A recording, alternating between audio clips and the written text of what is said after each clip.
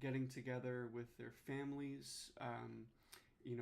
If you celebrate the holiday, you're probably going out to lunch or going to go to a public park or something like that. So I think this is a fitting topic to discuss. The subtitle for today's discussion, this sounds kind of flowery, but a vision for the future.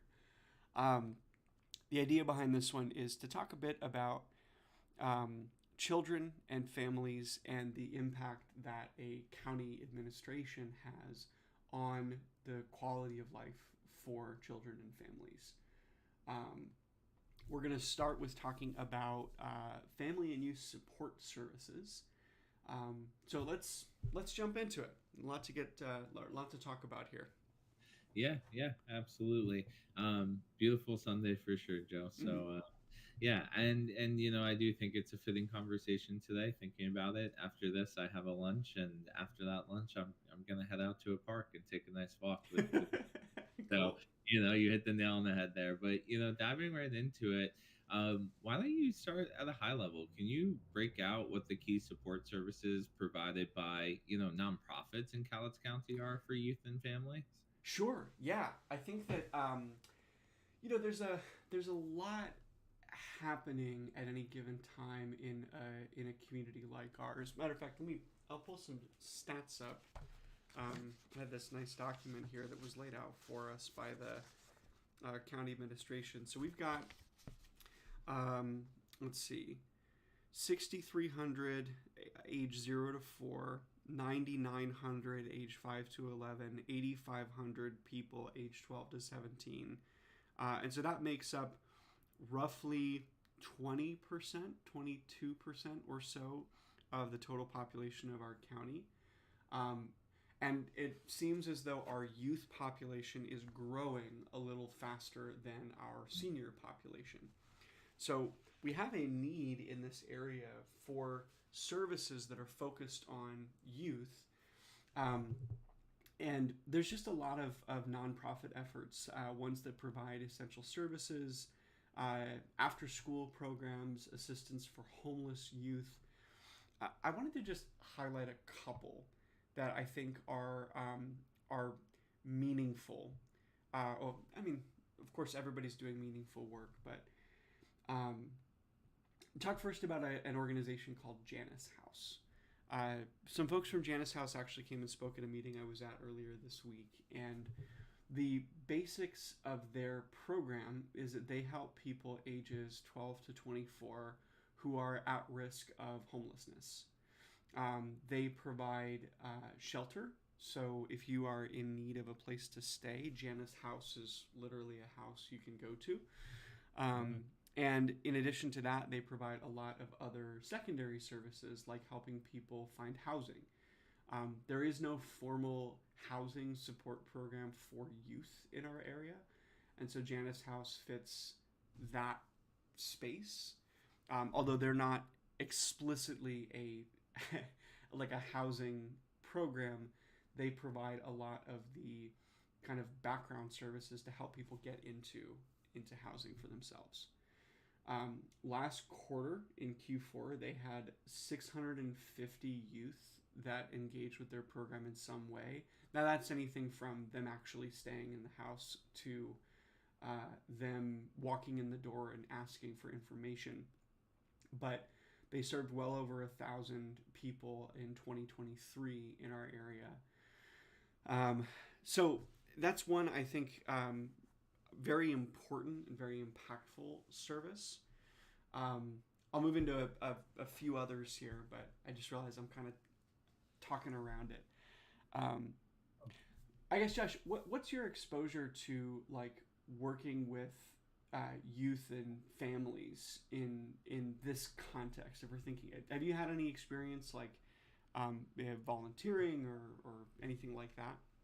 I have limited experience. I've volunteered here and there at soup kitchens and things like that Mm-hmm. have had factions that have served youth.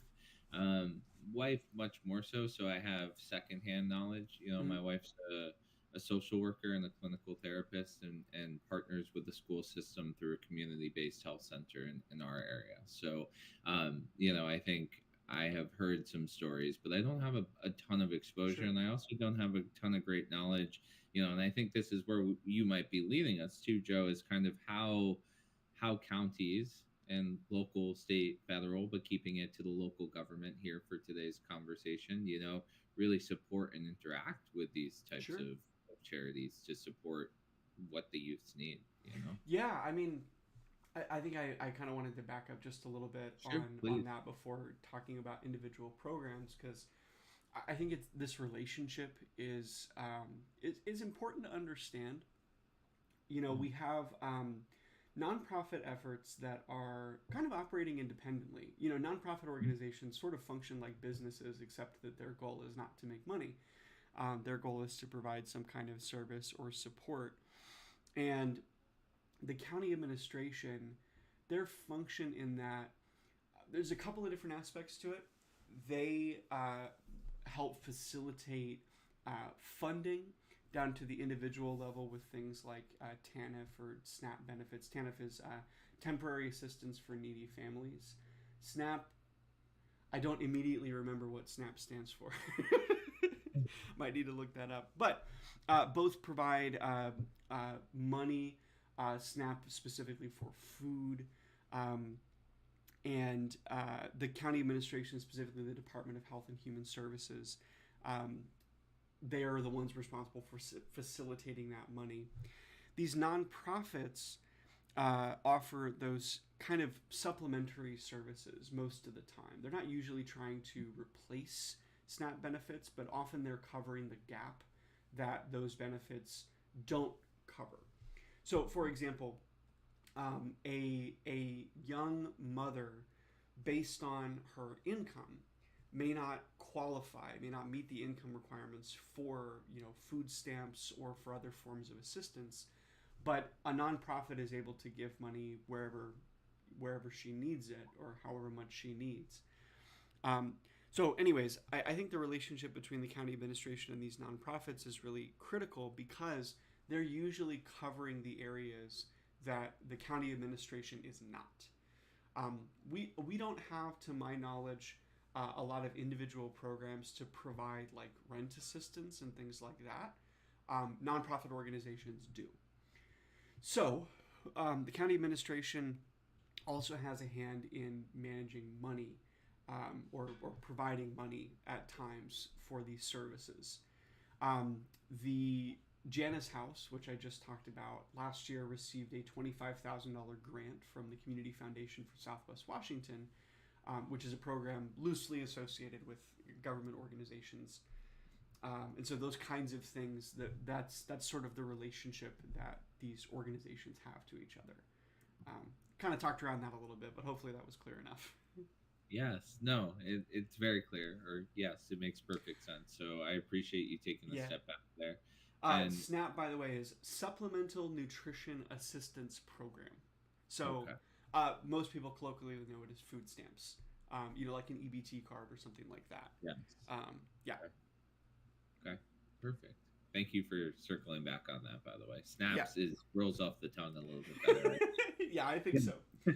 So uh, let me talk then about Family Promise. Family perfect. Promise is another organization that covers some of the other areas that I actually just mentioned, a few of them. They specifically help in three areas, according to their website.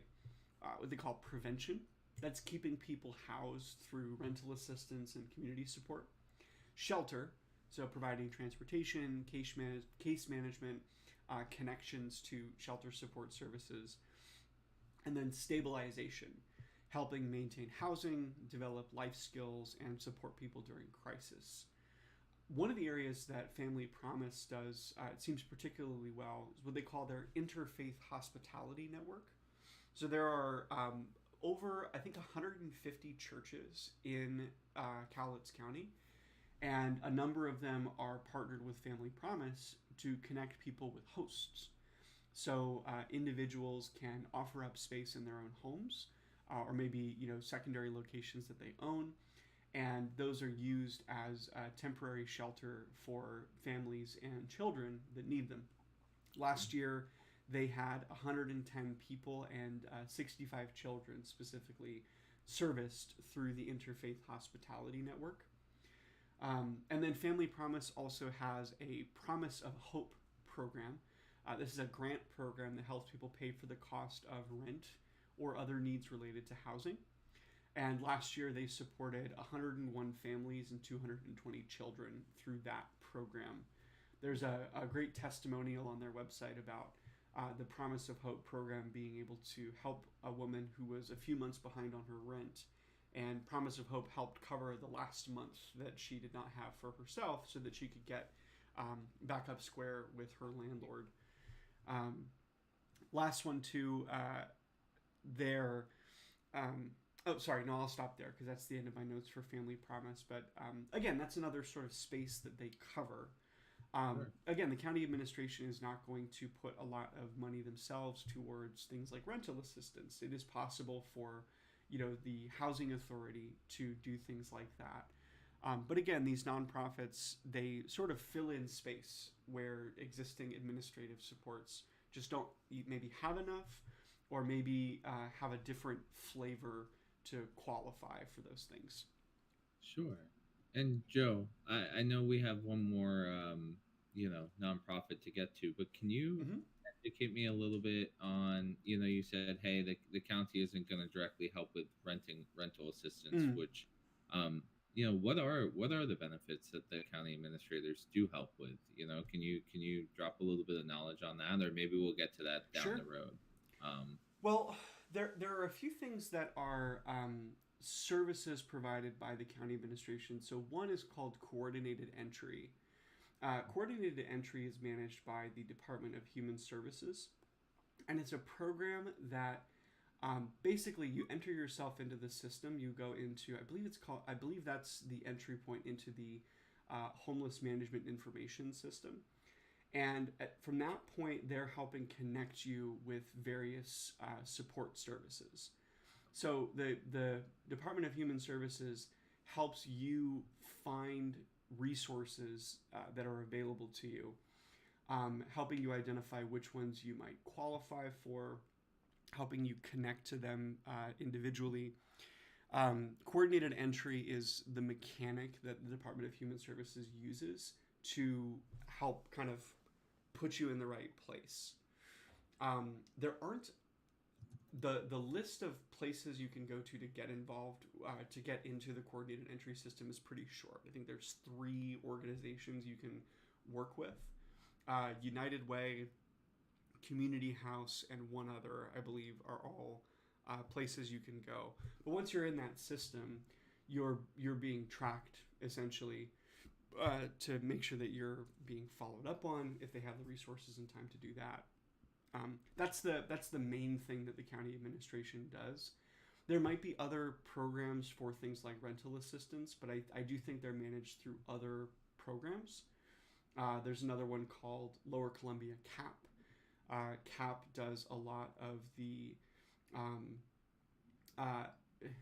CAP is a government associated program that is not, I think, explicitly tied into the county. It sort of operates as its own entity, but it receives funding from Cowlitz County to a degree. Again, kind of operating like its own nonprofit, as far as I understand. Awesome, nice. Yeah. I actually want to go, while we're here, and look at Lower Columbia CAP.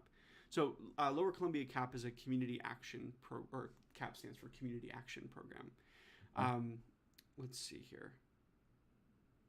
I want to get to the services that they provide. So it says on their website, housing programs, employment services, transportation, and basic needs. For housing programs, they have affordable rental housing, self-help housing, and then for homeless services, rapid rehousing program, housing and essential needs, non-cash housing, and other assistance. One of the ways that CAP helps is with things like gift cards to Dollar Tree. Yeah. So again, these are all kind of supplemental things on top of what government assistance you might be able to get, and each of these nonprofits fills a slightly different space in that. The county does not provide as much direct assistance except through money or connection to resources. Okay. Yeah. Hope No. that. Oh, that helped. That helped. And I know I threw us off track, and I know You're fine. organization you wanted to call out, which is the Cowlitz County Child Advocate. So why don't we Yeah. Yeah, so this is another one that I wanted to highlight to kind of give you a sense of the breadth of support services that are required to be able to support families and children. So, Cowlitz County Child Advocates is a program that helps children navigate the court system. So, while we're also thinking about housing and support services for things like food, there's also a need for people to provide support while people are going through things like custody court, family court, divorce, separation, things like that. So, Cowlitz County Child Advocates helps children navigate the court system with volunteer guardians. Volunteer guardians help gather important information to help judges make the best decisions on behalf of children. They are there with them at court appearances. They are typically speaking on behalf of the children if it's appropriate for them to do so, and kind of walking alongside them and making sure that they're being individually acknowledged. I've seen a couple of recordings from family court, and it can get really dicey especially for a child in a situation where parents are maybe battling over custody, maybe one lives out of state.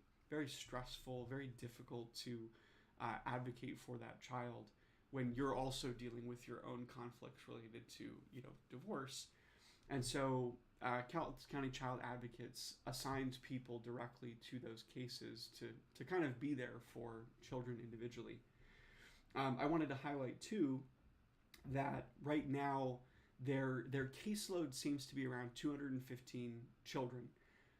They can get up as high as 300 according to their website, but they only have enough volunteers to support around 100 right now. So about half the children who need that advocacy have a volunteer guardian working with them, and the remainder are kind of observed by the 4 staff of Cowlitz Child Advocates. So kind of popping in when they need it, but they don't have that kind of direct support. I think this is where it gets really important to talk about volunteering.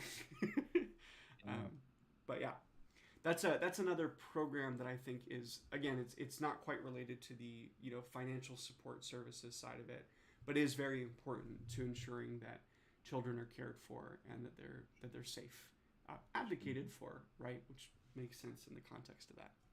Yeah, of course. That's super important. No, thank you for walking us through that. So I know we have some background now of some key organizations that are helping and a little bit about where the county gets involved and where the county doesn't get involved. Talk to us about how you as county commissioner would strengthen the relationship between the county and these nonprofits. Well, there are a lot of ways that the current administration is supporting work like this.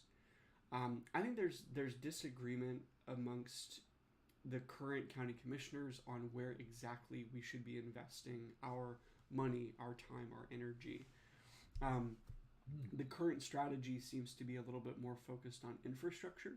I heard at least one commissioner say, if we invest in a building, we don't need to worry about having to come back and provide ongoing support because, that building just is there. I don't know that I fully agree that that's the ideal way to support these services. I think there is a justified case for just giving money where it's appropriate to and where there's an immediate need that we can fill. With nonprofits like these, it also seems to me that one of the principal challenges is awareness, and I think that the county administration can have a direct hand in not necessarily marketing these services, but making sure that people know that they're available and keeping track, having consistent communication with them. One of the things that I know I want to focus on during my campaign conversation is engaging with the public in a more direct way. I don't think it's enough that we simply have the information available. I think we need to be pushing it out and maybe even getting a little bit more aggressive in our communication. And so I want to figure out which of these organizations want that kind of, advertising, that sort of advocating for them out in the public space, and then go and do that.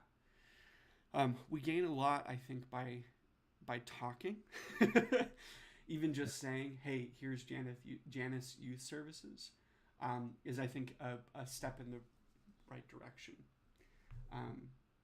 I'm hesitant to make individual promises on this kind of thing, but I know that I can commit to talking about these programs and making sure people are aware that they exist, making sure people know what needs those organizations have, and give people opportunities to fill them, right? So, yeah. Yeah, absolutely. I appreciate that. And we talked a little bit again about, where the county gets involved and the benefits that the county administrator is responsible for and things like that. So outside of, that advertisement, that spread of knowledge, what are other ways or your other thoughts on how we support and expand these programs if you're elected? Like I said, I think money and voice are probably the best and most direct ways that we can help. I know that it's a hard discussion for some people. Why would the government be giving money to support these programs? But again, I think that these programs provide above and beyond what we can do or what we have the resources to do in our area. I think those are the two most direct ways that we can help.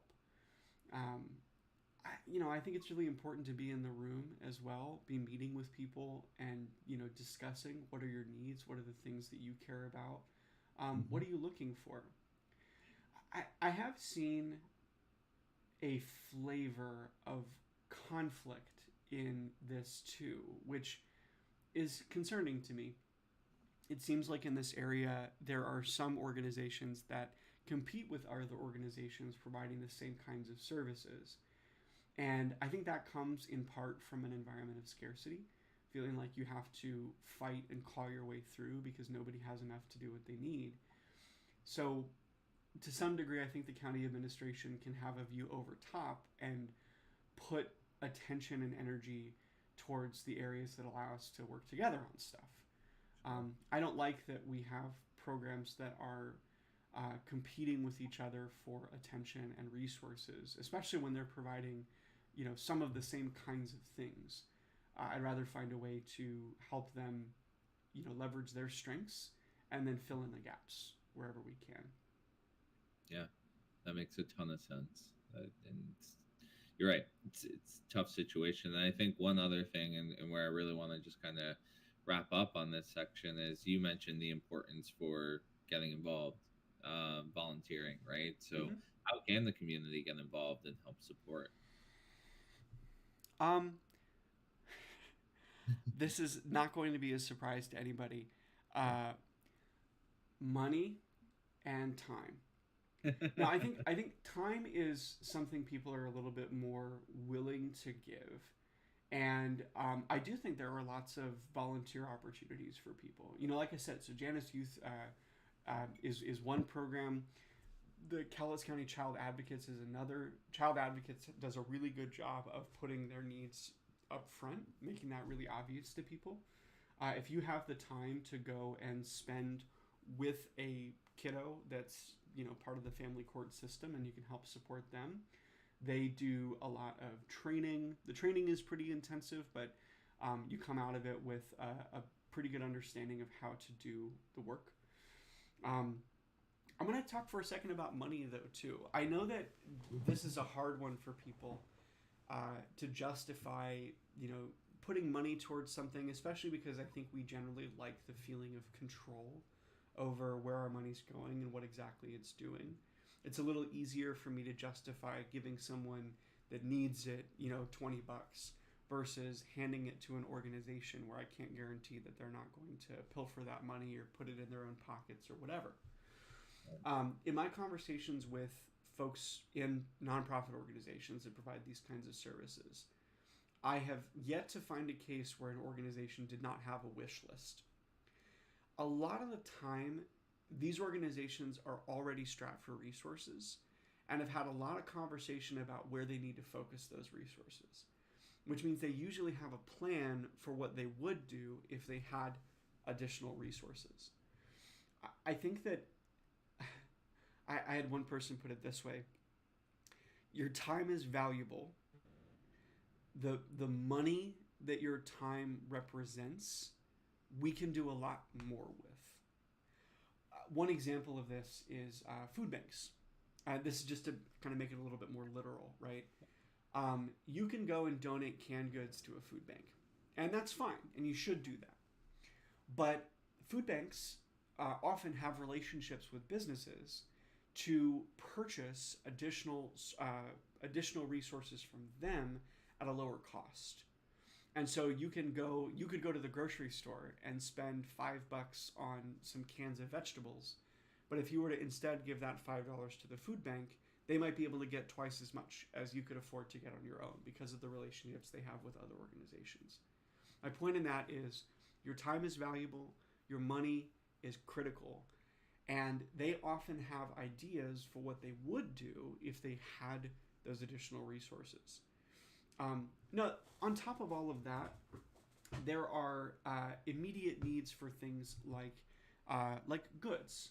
You know, so Janice Youth talked about needing men's clothing, and that would be really beneficial because, you know, young homeless men typically wear their clothing down till there are holes in it, and they don't go and buy for themselves. And so there are ways for you to, you know, give what you have and maybe some of the excess, maybe clothing that you don't wear anymore or things like that. But I just wanted to kind of pinpoint, like, time and money are two very valuable resources, and a nonprofit can usually do more with your money than you might be able to imagine doing on your own. They are effectively very efficient systems for trying to deliver these services and provide supports to people. They have to be because they're already so strapped. So anyways, I think that's where our community involvement gets really important, in especially those two areas. Yeah, I think that's a great call out. That's something that I've never really stopped to think about, right? So I appreciate you, friend, for educating us like always, and I think that's a great thing to consider and carry in. So with that, why don't we wrap up this section and take a quick break? All right. Sounds good, Josh. Thank you.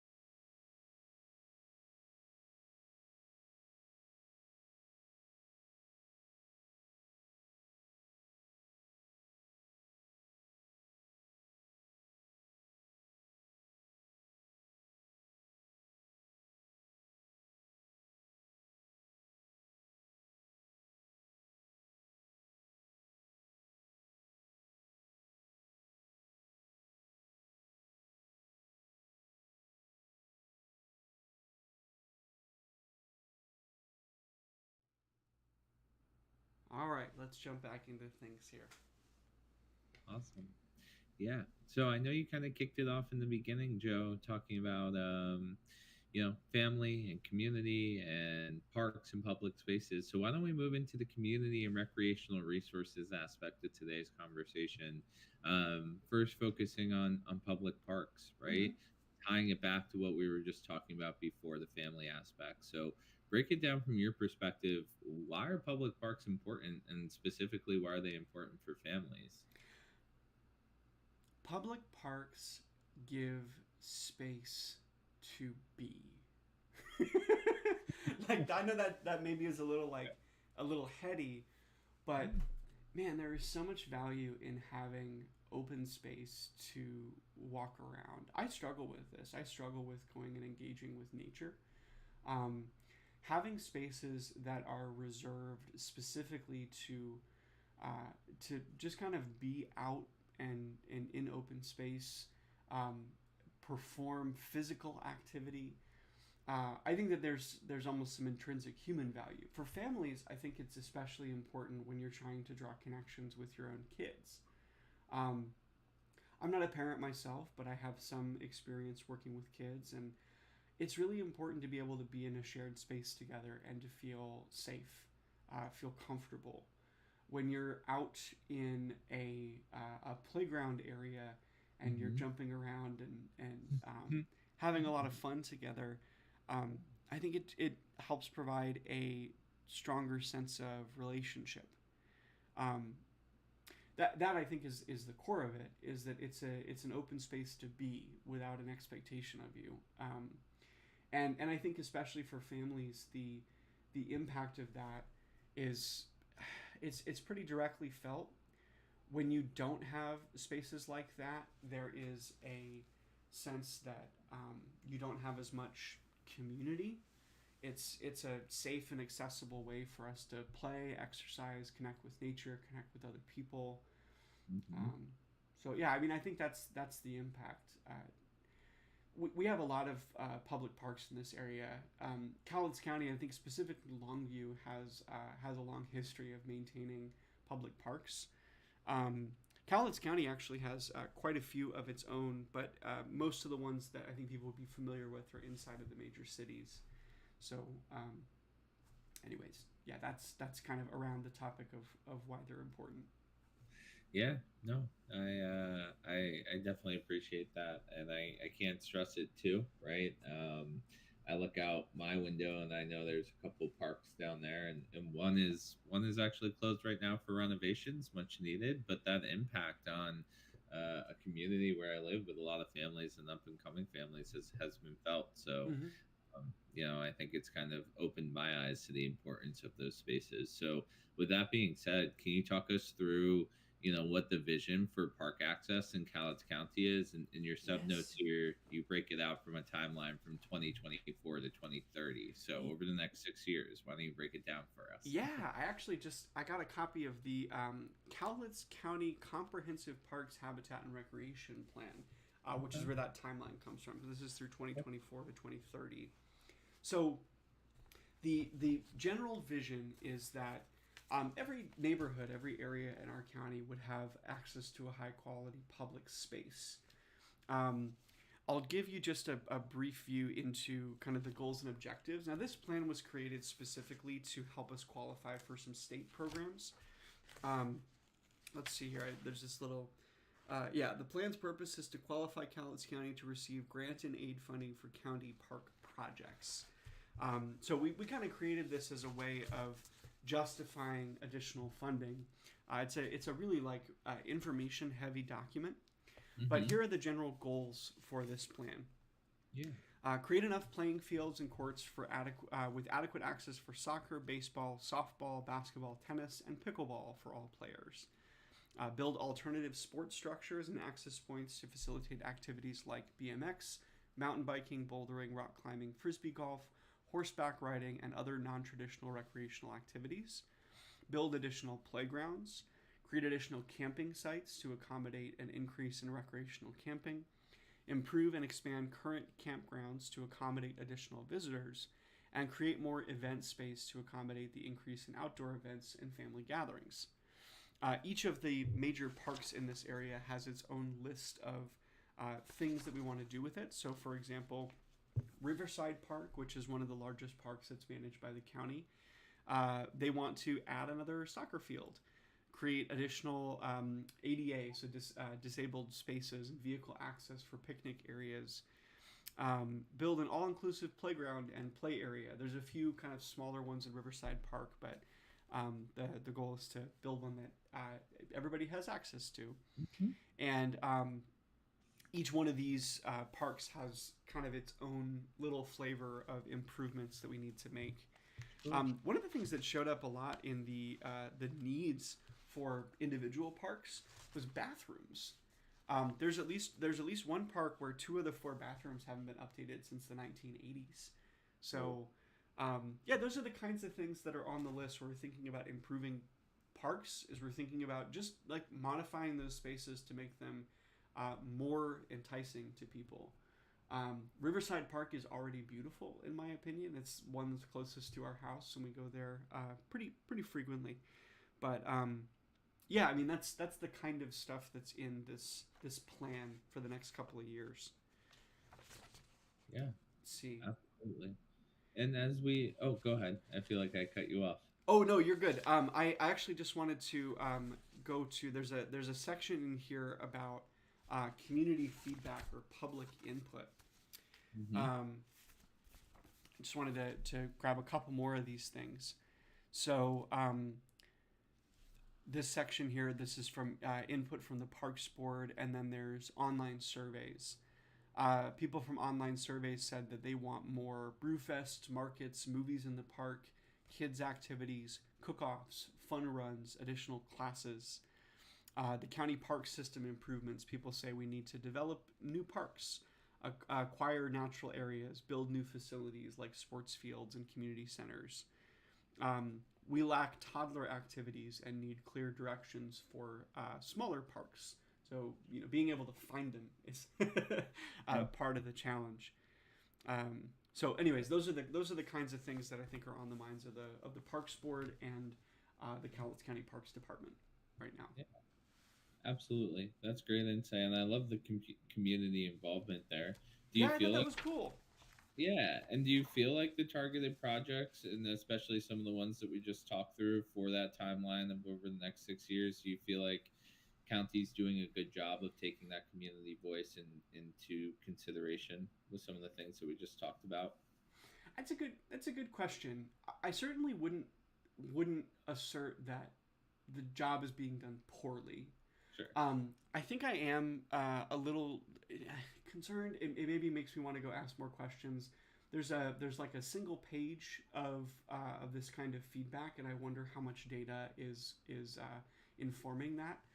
This plan was just developed in February of this year, so I'm sure that there's more to do. But I do think going back to that idea of a more engaged public, when we get down to those individual needs, like individual parks like Riverside, I do think we need to push a little bit more aggressively than maybe we do sometimes to get that feedback. That said, I probably need to go and talk to people within the Parks Department to figure out exactly what they're doing right now before I push for improvements, because it's possible that we're doing everything we can with the resources we have available. But yeah, I think that's fair. Maybe a loaded question, and maybe we don't even have time to get into it because it might be something that eats up the next 50 minutes that we have. But I guess, from your point of view, how do you think community involvement should be integrated into park development and maintenance? Outside of some of that, just gathering the data and the voice. Sure. Are there other aspects to it that you think are important, Joe? I think feedback is critical. Mm-hmm. Being able to capture that. I find myself personally wanting to get more directly involved with the work. There's talk amongst parents in this area about going into the parks and needing to do a quick scan to make sure that there aren't needles on the ground before your kids go up onto the playground. Yeah. And that's really disheartening. I think it takes away from that sense of like this being a safe place that we can go to and engage with. Yeah. And I think community involvement there could help address some of that. Frankly, I think where the county administration has a hand in that is by providing support services for things like addiction, right?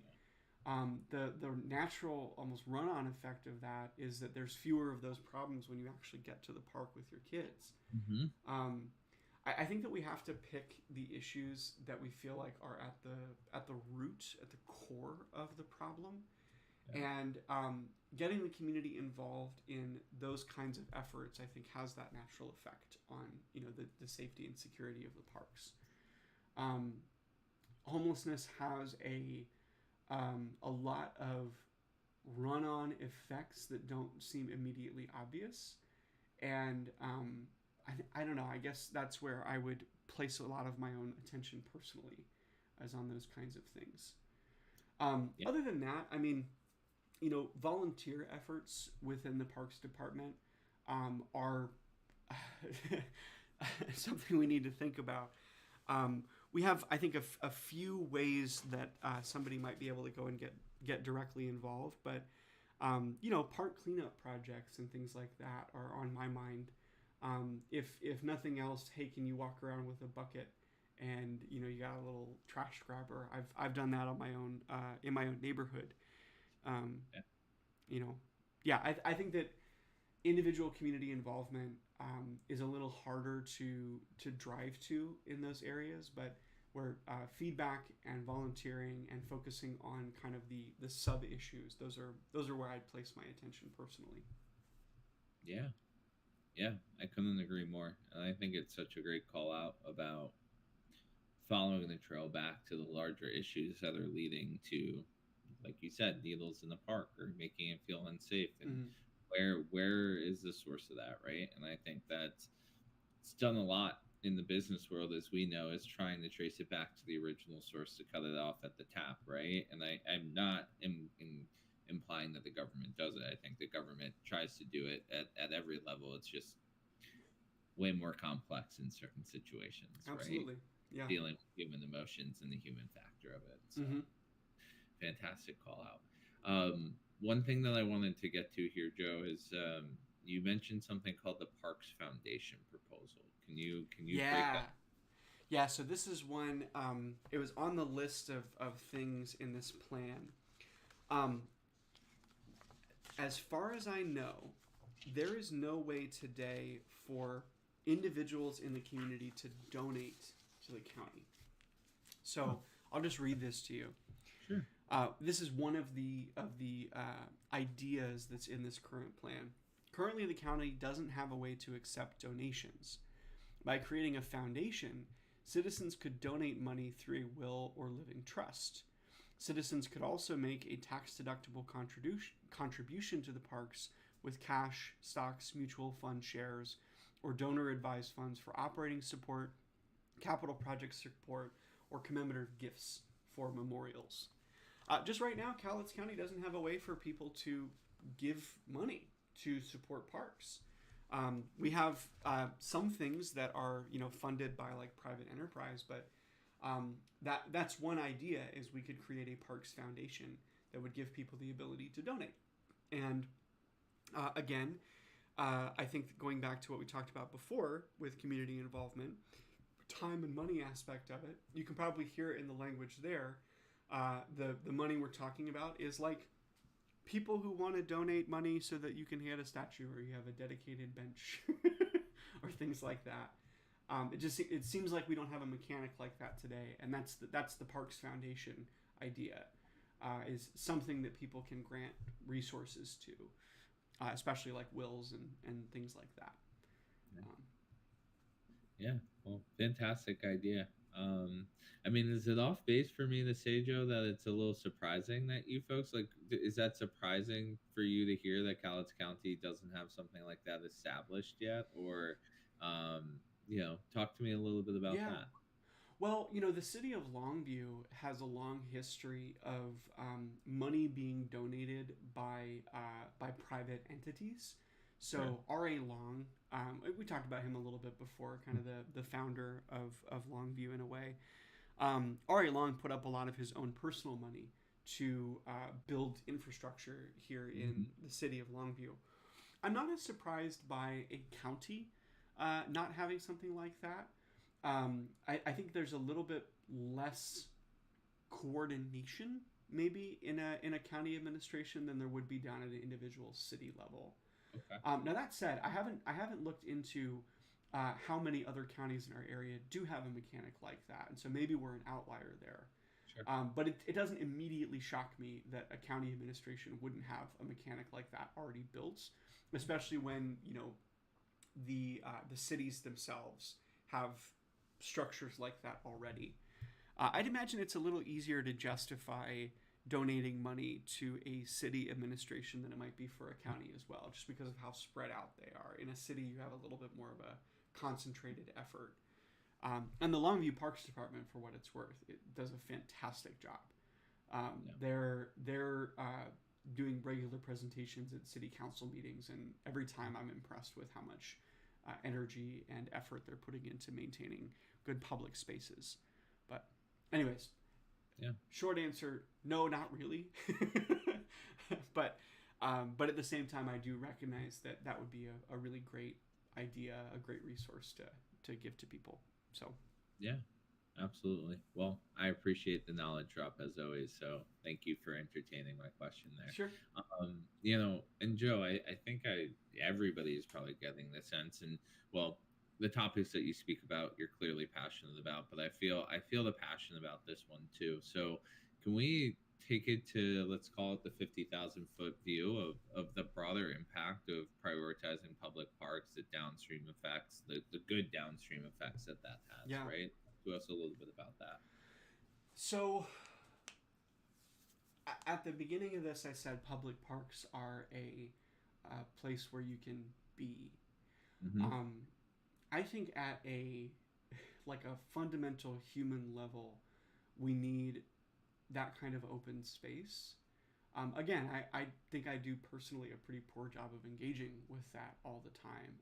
I find myself really wrapped up in work and in the kinds of things that I feel like will help me feel successful. But having these public spaces is critical for things like, general mental health and well being. Um, it has a broader impact on a community when you have these spaces available and when they look nice, when they're safe, when you feel like you can move freely in them.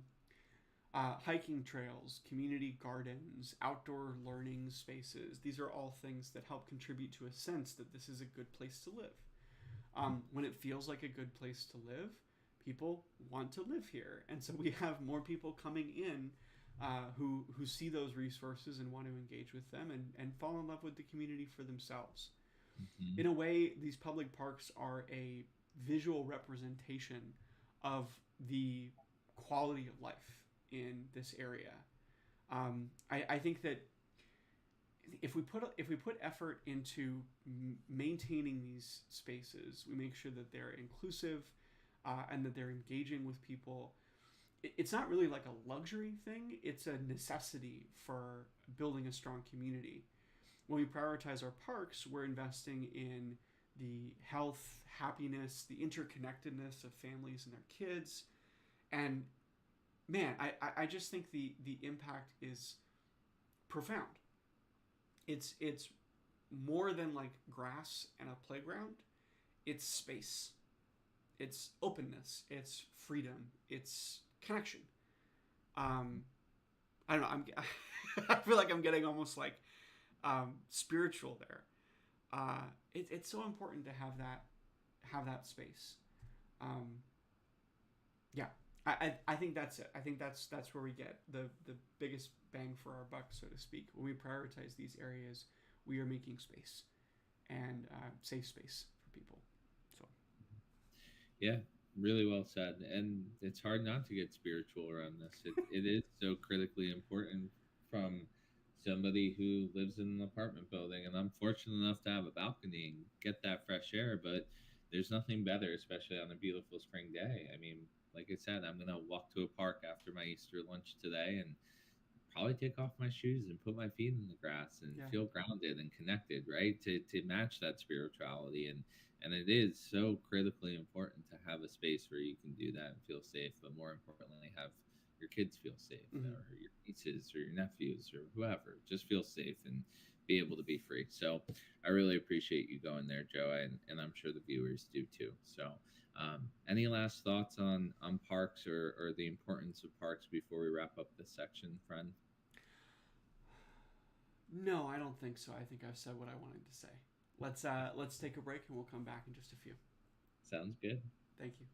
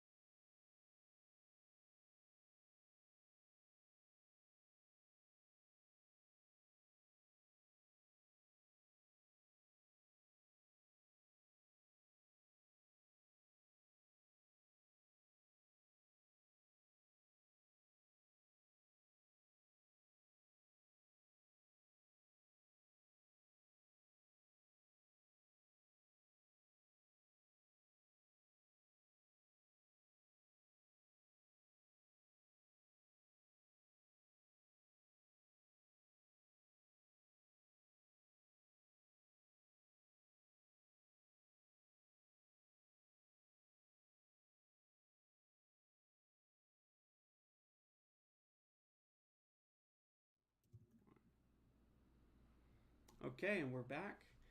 The topic now is family stability and safety. We just got done talking about parks, which I think is a very light topic.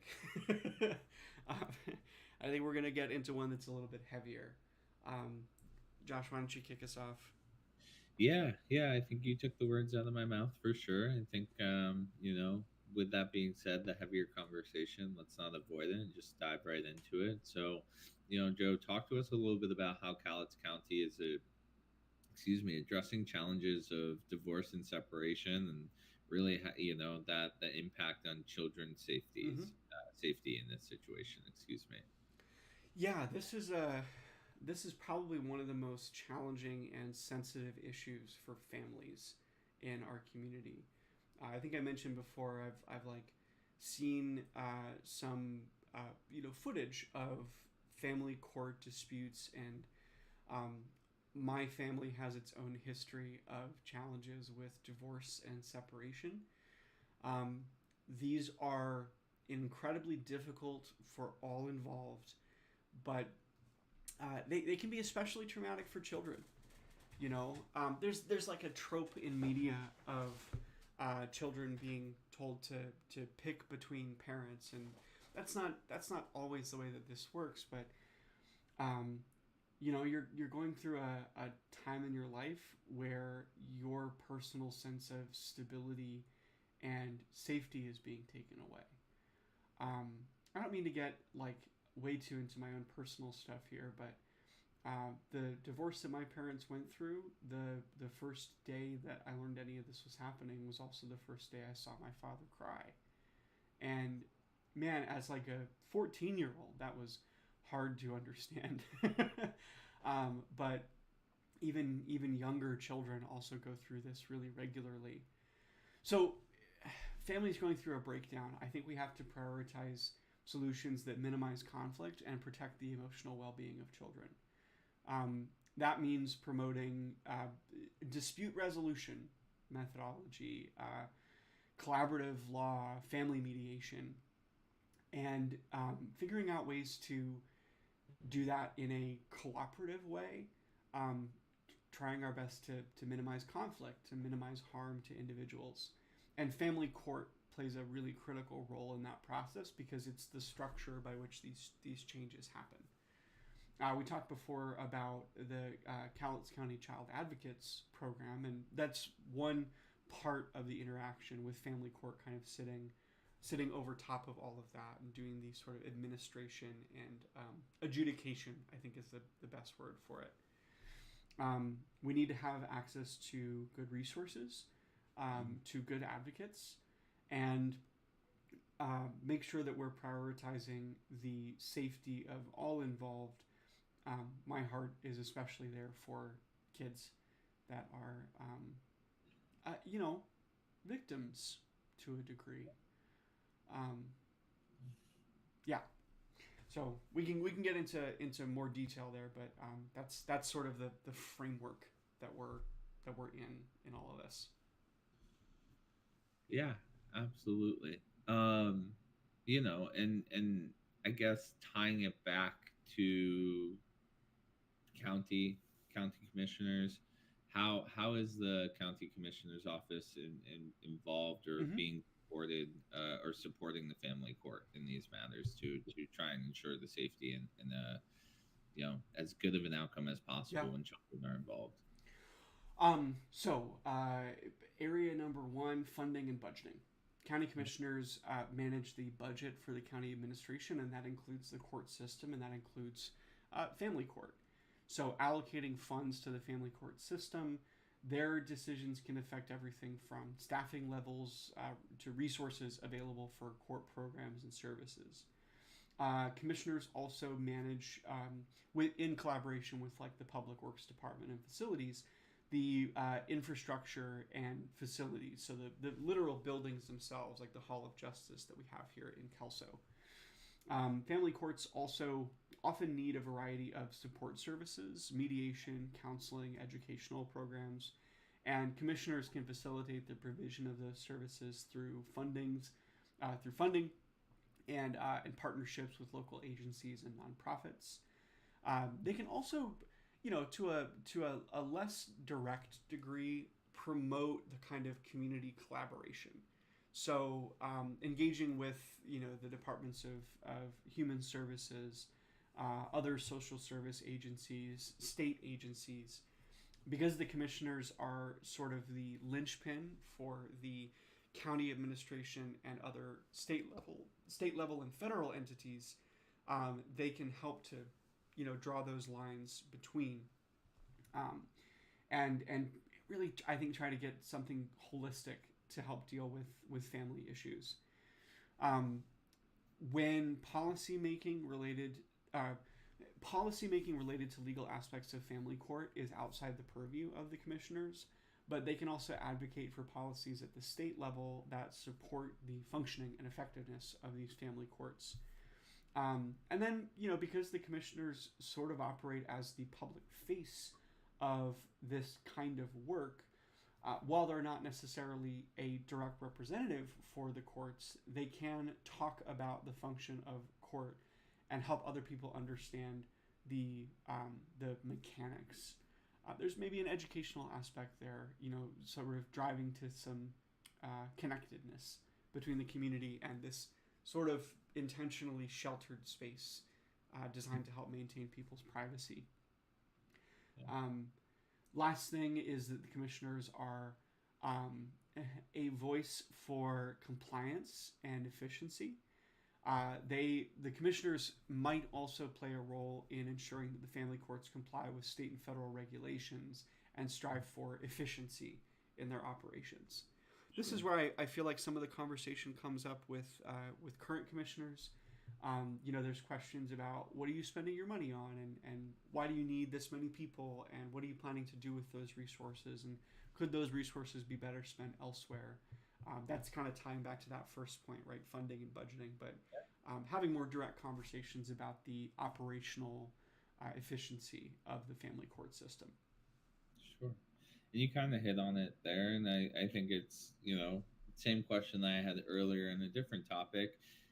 We all know that the county is inherently not doing a good job on purpose, right? But where do you think in all the things that you just laid out around where the county commissioner's office gets involved, where do you think there's room for the most improvement, or where do you think that you would like to spend your time and double down in there? And I know that's a loaded question that Sure. I'm putting you on the spot on here, but just wanted to toss that out there. Yeah, I think that my job as a commissioner is to try to get an inventory of the needs of these areas. Sure. And try to find ways to get them what they need. I feel as though there's an attitude of trying to do more with less. And while I understand that, I understand the motivation for it, it can feel to me like we're intentionally strapping ourselves down and stopping ourselves from making improvements. One question I've tried to ask folks when I meet with people in the county administration is, what do you need? And pretty consistently I hear, well, we have a wish list of things that we could use that would help us get more efficient, be more effective. Our county commissioners historically have argued with attempts to innovate, pushing back on maybe new software solutions, maybe new equipment that is better, more efficient, maybe could help things get done a little bit more smoothly. So those kinds of things I feel like are where we have opportunities for improvement. Yeah. I'd like to push a little harder on innovation and see if there are ways for us to solve some of the problems we have that are, not necessarily breaking the bank, but maybe investing a little bit more money into the structural stuff. I do feel like there's a focus on, buildings and facilities, but there's a lot of work that needs to be done that can be made efficient by use of software, use of new technologies. So those are the kind of things that are on my mind right now, although I don't want to prescribe those solutions as much as I want to ask, what is it that you feel like you need? How can we help fill that in for you? Um, hope that makes sense. It makes perfect sense, and it aligns to your core values that we've been talking about over the last few months here. So Is I that think that so? makes sense. No, I mean, look, like, so, Josh, we work in technology, and so we have an opportunity to see some of the kind of newest and most interesting things that show up. And I understand people's hesitancy around that kind of thing. Any change introduces some amount of risk. Hmm. I feel like the changes that we're looking for a lot of the time are not as meaningful as they might get framed up as. So for example, it, in our finance department in the county administration right now, we have a homegrown system. I think it's called Budget Boss, if I remember correctly. And you probably know as well as I do the challenges of a homegrown software system. But I'll break it down for the audience here. Um, Homegrown typically means that you've got your own team of developers. You're building stuff up for yourself, and what that usually means is that it's about as good as it needs to be, and not much more than that. Homegrown systems have a lot of advantages in terms of being able to control the system, but a lot of disadvantages when it comes to improving. And so basically, you develop a system that works well enough for what you need it to, and it does not get investment. It doesn't get time spent to make it phenomenally better. And it's really, really hard to use a homegrown system in connection with other systems like it. So a proprietary or a self-developed software usually doesn't integrate well. It doesn't talk well with other programs, which means that you can't even go and buy another tool to stack on top of what you have already, because they can't talk to each other. So one of the downsides of the current homegrown system for budget management is that it doesn't have the capability to forecast. So you can't look at what you did the last 5 years and predict what 5 years in the future is going to look like. That's a huge deal when you're talking about being able to improve things in the long term. How can you be thinking about the future if the systems can't even tell you what that might look like? You know what I mean? So it's things like this that I feel really strongly about and that I would want to advocate for. I understand if there are constraints, if there are limits to what we can apply, if there are limits to what we can do because of other laws and regulations, but Sure. man, I do not want to take an attitude here that we need to try to figure out how to do better than we're doing now and do so without additional investment of some kind. Now, that said, I don't think that's a universal perspective. I don't think any one person can be summed up in one phrase. And I don't mean to suggest that the people that are currently doing this job are doing so with an attitude that we never get anything new. But I don't know that everybody there is aware of the possibilities and of the limitations and constraints that we place ourselves under when we don't look for new solutions to old problems. Little bit of a digression, but you asked me a question on how I would want to improve some stuff in the county administration, and so I wanted to take that. Well, and while it's a digression, I think it paints a perfect picture, right? Like you just chose one example of the finance department and what you folks are doing, but then you transpose that across all of the different meaningful and really, really important conversations and topics that we've discussed not only today but over the last several weeks. Mm-hmm. And progress doesn't happen without change, Yeah. right? And I think that's a really important call out. And I also, like, not to keep taking us off course here, I will bring us back, I promise, in a second. But I also think, as you call out in many of our live streams, the younger folk that you are talking to are less trusting and more skeptical of the government at every level. And I think it's because of that, because of the not lack of want, but maybe just the lack of perceived effort in updating and bringing in new thoughts and ideas, Mm-hmm. right? So I think it was a really important divergence off of Cool. what we were discussing today, Joe. Cool. Let's pull back to Yeah. to family resources for a moment. Yes. I think next on our list is childcare, and that'll probably be where we Yeah. end out for today. But Yeah, so I wanted to raise this in two areas, right? Childcare obviously ties into what we're talking about today, but more importantly, what's on our list is affordable childcare. And I mm, think, like many topics we discuss, is something that is felt by folks all across the country, no mhm. matter what county or state you're in. So, can you talk to me first about, you know, issues or problems with access to affordable childcare in the county, and then let's kind of get into where the commissioners can play a role in that.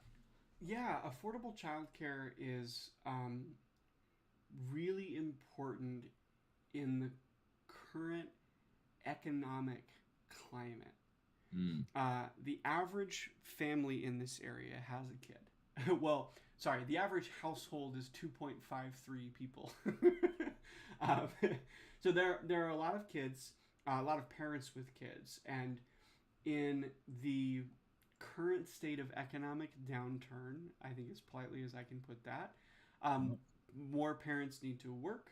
Fewer and fewer are able to support themselves on just one income. And I think childcare is a really critical aspect of making sure that you have what you need. Now there are like I've talked about before, there are nonprofits that help with connecting you to resources, but let's think about the impact of this for a moment.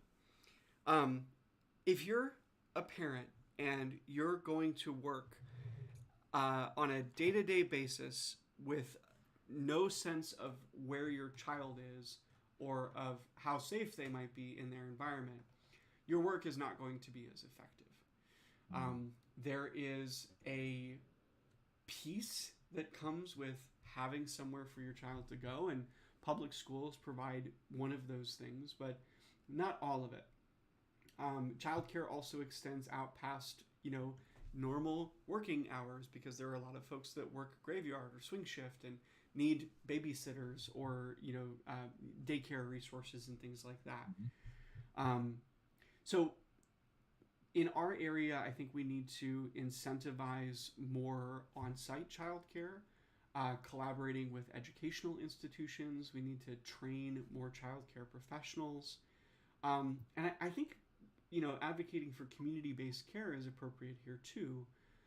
We don't necessarily need there to be businesses that are doing this kind of thing, but support networks and things like that. Which again, some of those already exist. Um, what we're trying to do here is provide support for working parents and make sure that every child has a safe and nurturing environment.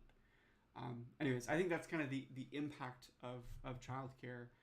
And it being affordable just means that you're not breaking the bank and you're not losing money by having your child go into childcare.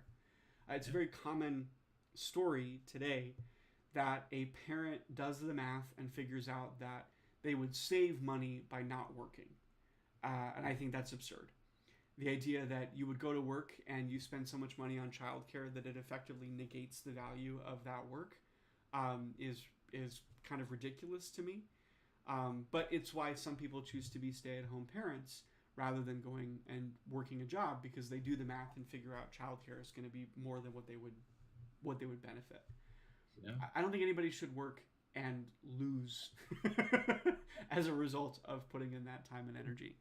Yeah. So Yeah, it's a very very serious problem, right? mhm. And it's happening in a lot of places, and I think you tie in even it makes it even more critical in the macroeconomic environment that we're dealing Right. with today. So why don't we tie that back to, same kind of questions? What is the commissioner's office doing today to address that and support it? And then my second follow-up question is kind of, where do you think that the commissioner's office might be able to make a bigger impact and changes that you might make to what they're doing today? Sure.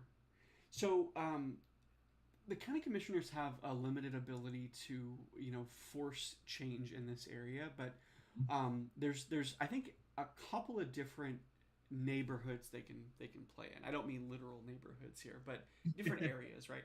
Right. So policy and advocacy I think is one.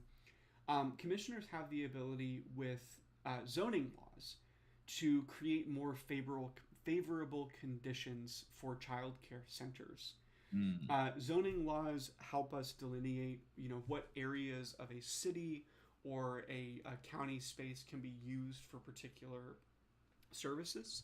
And it's possible for the commissioners to make zoning decisions that make it a little cheaper to operate a child care facility, or even integrating child care considerations into broader county planning. Funding and grants is another area. The commissioners oversee the county budget and can allocate money to support child care initiatives. They can also pursue state and federal grants aimed at improving and expanding child care services. I know that our congressional representative, Marie Glusenkamp-Perez, has made this one of her own talking points in the House of Representatives. Access to affordable child care for working families. They can, as we talked about already as well, facilitate partnerships with county and local organizations like nonprofits and educational institutions to enhance child care services. There's a lot of different areas that they play, and frankly, I haven't really dove into the ways that the commissioners are currently supporting child care initiatives as much as I would like to. But I think a lot of that space is met by nonprofit organizations, and our efforts right now just don't seem to be as obvious or as visible, maybe. I'm sure they're happening. It's just I don't know that I've heard a lot of great things about us working towards making childcare more affordable. Yeah. Again, the attitude I think has been a little bit more focused on infrastructure. So. Sure. Okay.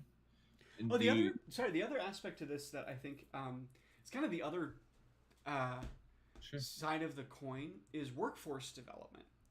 So if you can make more money in your job, you can afford better childcare. And I think that's one area that the commissioners have put a little bit more attention to with things like the Economic Development Council. If you can afford childcare, it's affordable. I know that sounds kind of silly, but it's sort of the other direction that I feel like our commissioners come from at times. Better jobs mean more money, means more money coming into the family, means that the burden is lessened for being able to afford childcare and things like that. Yeah. So, anyways, just to give credit where I think credit is due, I think that's where their attention might be a little bit more focused lately, anyways. Yeah. No, I think that's really fair. I do think that's fair, and I mean, I guess. Do you think that is the right place for the attention to be focused, Joe, in the grand scheme of it? It sounds somewhat like you do, but I don't want to speak for you. Like, where do you think maybe the county commissioner office could get more involved to help this aspect? I'm not convinced that the solution to problems like this is that everybody just makes more money. I think it's hard to advocate for that when we see costs like this. They're kind of running away from us. Mm-hmm.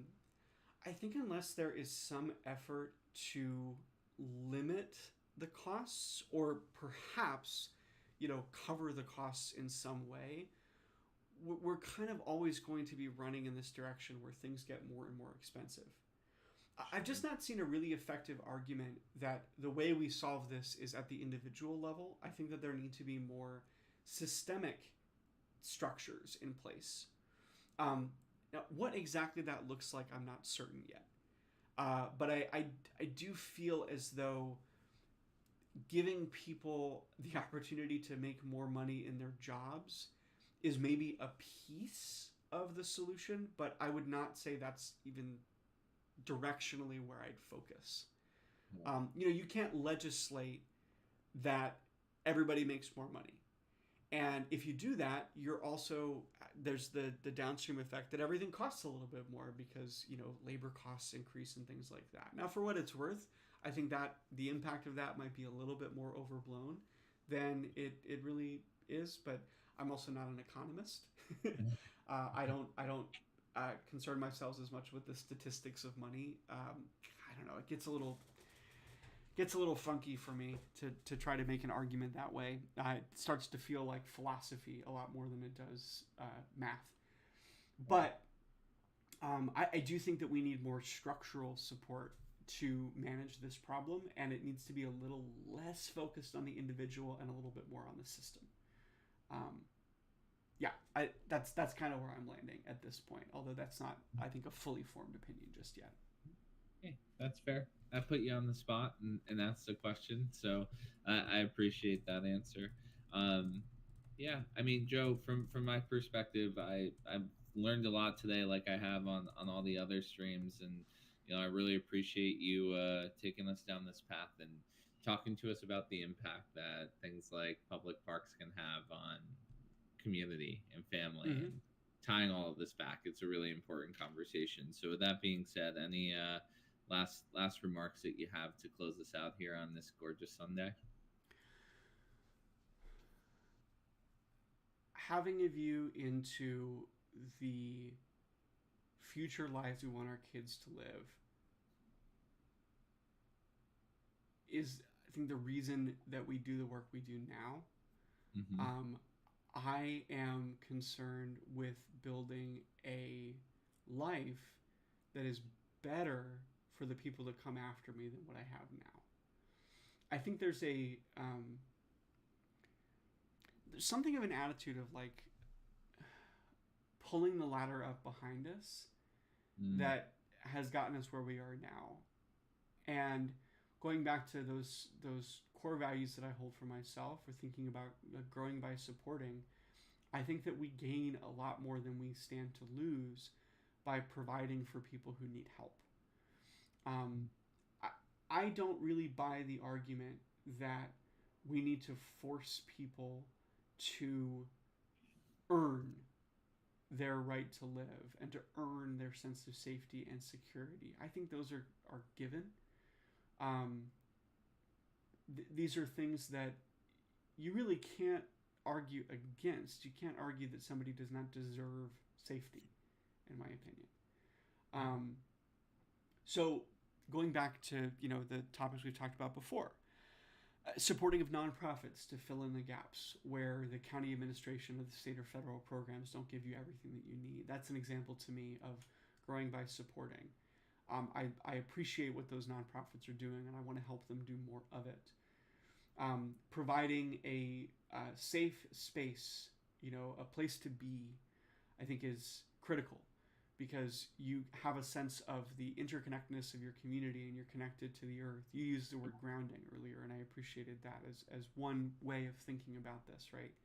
Yeah. And then with our court system, providing supports for people when they're going through probably some of the most difficult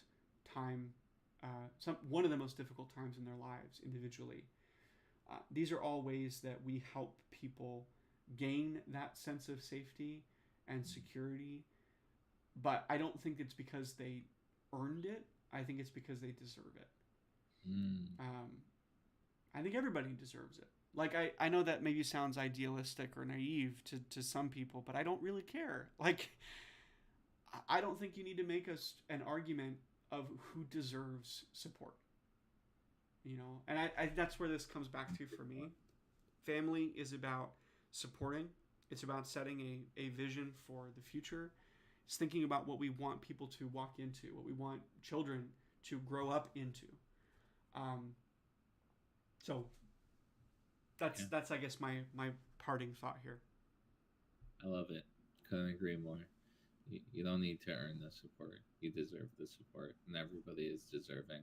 So I love that, Joe. And with that, why don't we close out? And I